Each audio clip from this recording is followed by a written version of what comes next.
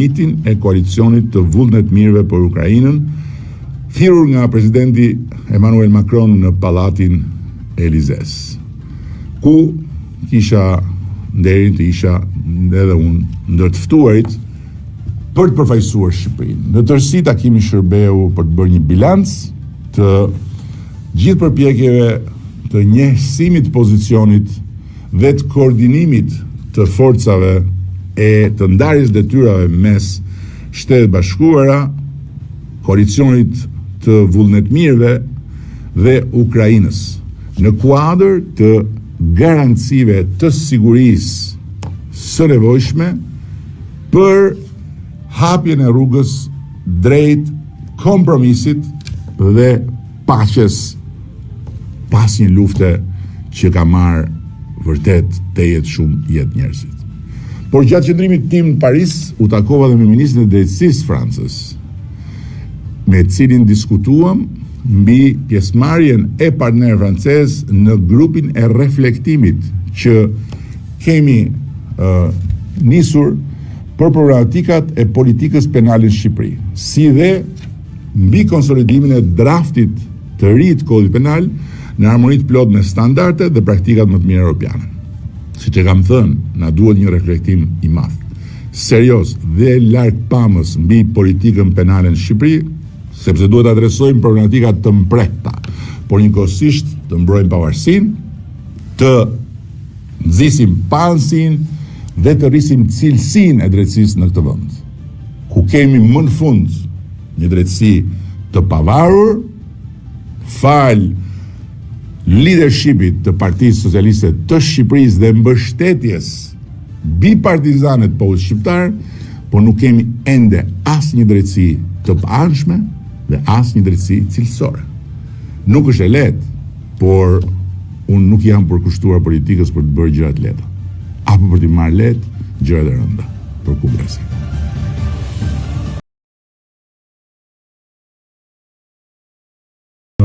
Episodin e parë të sezonit 6 të podcastit Flasim, të ftuar dy të rinj me talent, me pasion, me energji të veçantë, që besoj se ishin brumi më i mirë për të gatuar episodin e parë të vitit.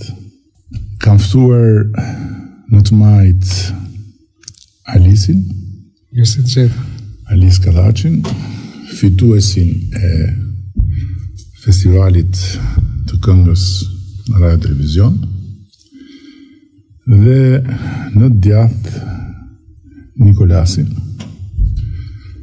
Bushin, një shqiptar i lindur në Itali, i ikur në Amerikë, i vogël me familjen, por i lidhur me Shqipërinë dhe mbi të gjitha i kapur fort mbas gjuhës shqipe.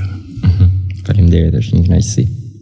I cili është sot këtu për një aftësi shumë të veçantë dhe për të na habitur.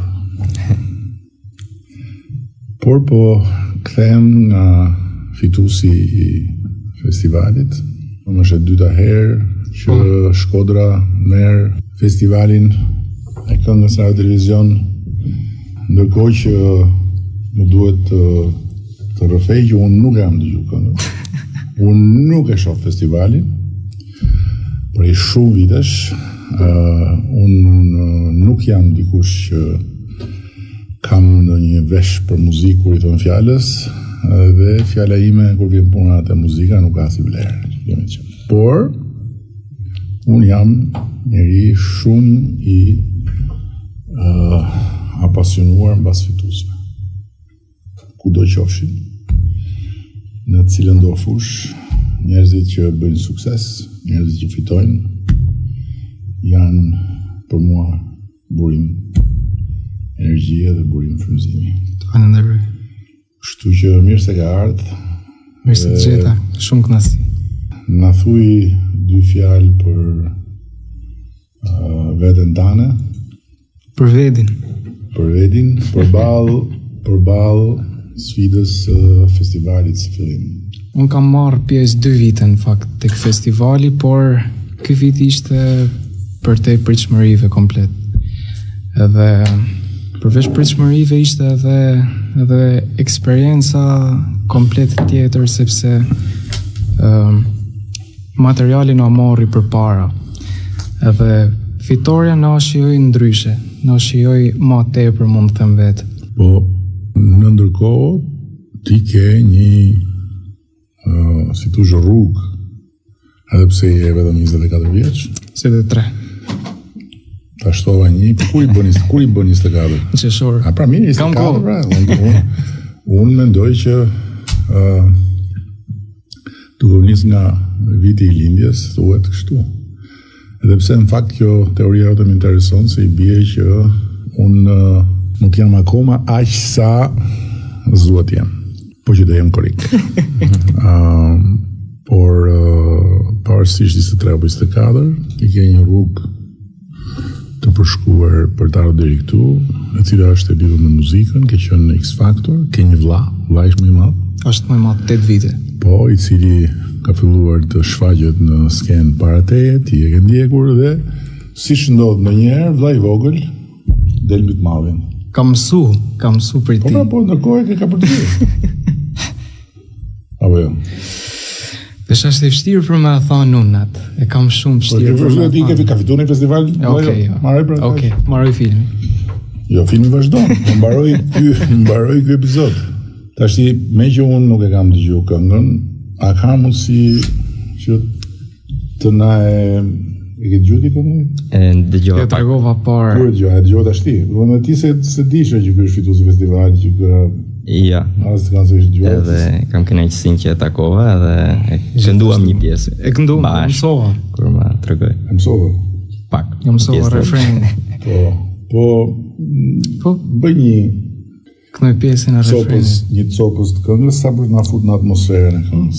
Ta dish se nana po ju prete, nana ju po ju përcjell, nana në praga të ngel në der, ty javë të vjeti ku kjo fer, kur po vjen mojnan, se malim than, mos u mërsi, nana ka me të prit.